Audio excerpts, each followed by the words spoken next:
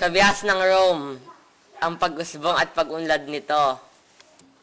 1000 to 500 BCE, pinagmulan ng kabihas ng Rome ay ang tatlong pangkat na nanirahan sa buong Italyang peninsula.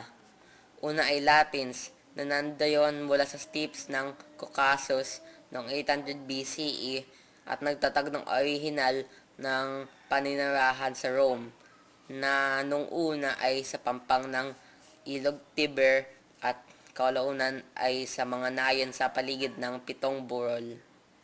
Pangalawa ay Greeks, na nagtatag ng mga kolonya sa timog bahagi ng Italy at Sicily. At panghuli ay Etruscans, pinaniniwalang katutubo sa Italy at mga mahusay na inhenyero at latero.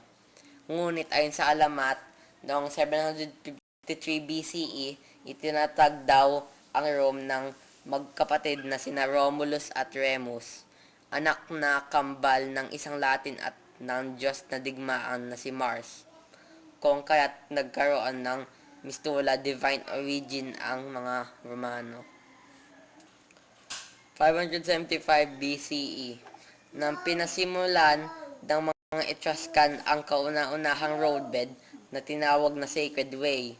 Gayon na din ang pagtatayo ng mga dambuhala at marangyang gusali, templo, palengke, tindahan at kabahayan.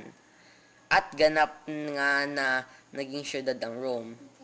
509 BCE, naman ang napatalsik ng mga Romano si Tarquin the Proud, ang malupit, diktador at kahuli-hulihang hari ng Etruscan. Dahil dito ay nangako ang mga Romano na kailanman ay hindi na sila pamumunuan ng isang hari. Nagtayo sila ng isang uri ng pamahalaan na tinawag na Republic, hango sa Latin na res publica, nangangahulugang public affairs o that which belongs to the people. Inihalal ng mga tao ang 300 na kasapi ng Senado, na siya namang naghalal ng 2 konsul upang mga siwa sa pamahalaan at mumuno sa hukbo. 2 sila upang mabantayan ang isa't isa at maiwasan ang pangangabuso sa kapangyarihan. 494 BCE, sa banta ng pananakop ay tumangging makipaglaban ang mga plebian o mga karaniwang mamamayan hanggat hindi nagkakaroon ng pagbabago sa pamahalaan at lipunan, kung kaya't nagpasya ang mga patrician o mga nakakangat na uri na pagkalooban ng karapatan ang mga plebian na nakapaghalal ng sarili nilang opisyal na tinawag na tribune. Ito ang nangalaga sa kapakanan nila at nagprotekta laban sa pangmamaltrato ng mga patrician, na kalaunan ay nagawad sa mga plebian na maging konsul at kasapi ng Senado mismo. 450 BCE, napuwersa ng mga plebian na itala ang lahat ng batas at iukit sa 12 bronze tablets na tinawag na 12 tables. Itinanghal ito sa Roman Forum o Central Square sa gitna ng syudad ng Rome upang maiwasan ang pagsasagawa ng mga patricians ng kanilang sariling interpretasyon sa batas para umayon sa kanilang kagustuhan. 265 BCE, nang magapi ng mga Roman ang mga Etruscan at Greeks at nasakop ng tuluyan ang buong Italy sa pamamagitan ng mga sundalong hasang-hasa sa pagkipagdigma. May 5,000 foot soldiers na kung tawagin ay legion na sinusuportahan ng mga kabayuhang sundalo na tinatawag na cavalry. Tinuri namang gulugod ng hukbong military ang centurion na binubuo ng 100 na sundalo at pinamunuan ng isang commissioned officer. 146 BCE, nagtapos ang Punic Wars matapos ang halos 18 taon. Ito ay isang serya ng digmaan na pinasukan ng Rome upang ipagtanggol ang Sicily laban sa Carthage, isang makapangyarihang trading city sa mga hilagang Africa. Sa pumuno ni Scipio Africanus ay natalo ang mahusay na general ng Carthage na si Hannibal. Halos kasabay ng pagsakop ng Carthage, ang pagpapalawak ng Rome sa Macedonia, Persia, at sa huli ay Greece.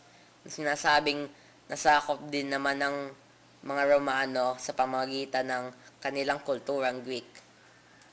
100 BCE, halos one-third ng populasyon ng Rome ay mga Alipin na sa pilitang pinagtatrabaho sa mga latifundia o malalawak na lupain na pagmamay-ari ng mayayamang Panginoong may lupa. Bilang mga tribune, pinaanukala ng magkapatid na Gracchi na sina Tiberius at Gaius ang paglimita sa lawak ng latifundia at pagkakaloob ng sariling lupa sa mahihirap ng Rome. Nagdulot ito ng kaguluhan at umusbong ang mga ambisyosong pinuno tulad ni Sulla na itinalaga ang sarili bilang isang diktador.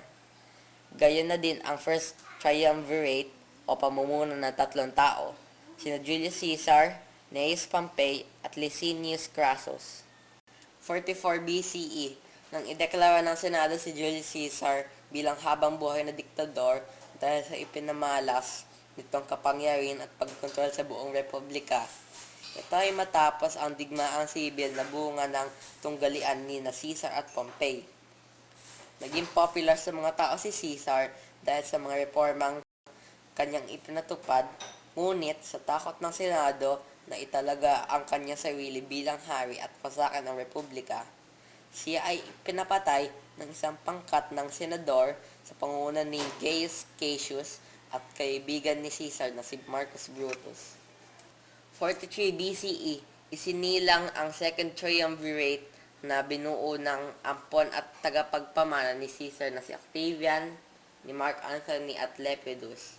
Tulad ng First Triumvirate, nauwi sa tunggilian ni Octavian at Mark Antony ang pamumuno sa republika hanggang matalo ng pwersa ni Octavian ang kampo ni Antony at kalyado nitong si Reyna Cleopatra ng Egypt sa Battle of Actium. Tuluyang napasakamay ni Octavian ang pagkontrol sa buong Rome at nagsilang sa panahon ng imperyo.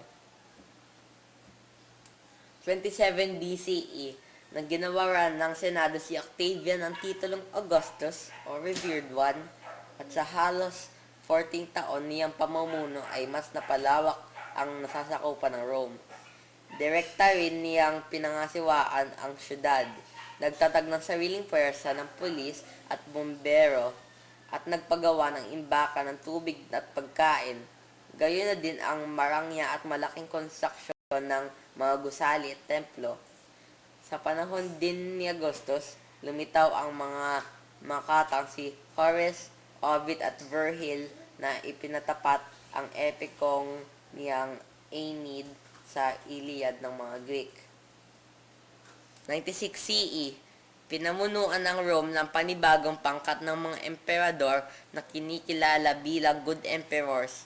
Sa ilalim nila ay naabot ng Imperyong Romano ang pinakamalawak nitong hangganan na umabot hanggang Great Britain sa kanluran, Mesopotamia sa silangan, Romania sa hilaga, at Hilagang Africa sa timog. Umiral din ang matatag na pamahalaan, malakas na sistemang legal, malakawakang kalakalan at higit sa lahat ang walang patid na kapayapaan. Kung kaya tinatawag ang panahong ito na Pax Romana o Roman Peace hanggang sa kahuli-hulihang Good Emperor noong 180 CE.